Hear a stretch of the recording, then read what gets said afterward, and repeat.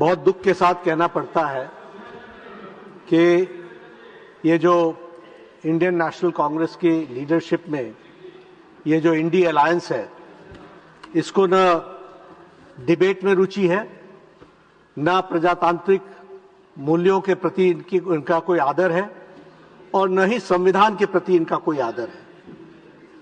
They are disrespectful to the constitution also, and they do not also respect the parliamentary procedures.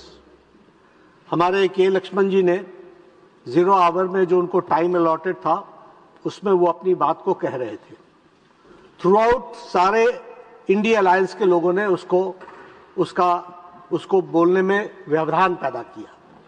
This speaks that they have got no faith in the democratic procedure and in the parliamentary procedures. Number one. दूसरी बात, इनको संविधान पर भी कोई आस्था नहीं है।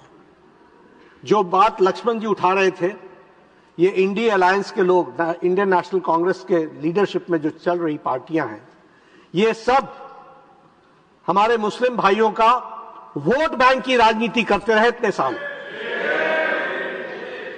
They have considered it to be a vote bank और तुष्टीकरण की राजनीति, अपीजमेंट की राजनीति, यही ये करते रहे।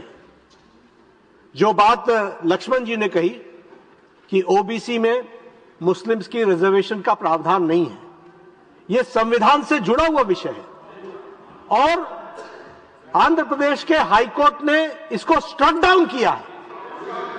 बाबा साहब ने अपने वक्तव्य में कहा कि यह सिर्फ हिंदुओं के लिए ओबीसी की कैटेगरी है,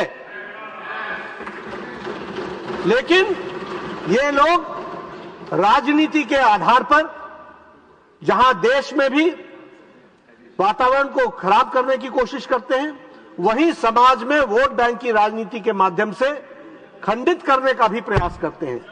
और ऑपोजिशन के लोगों को वाद विवाद की इच्छा नहीं है। हम तैयार हैं वाद विवाद के लिए।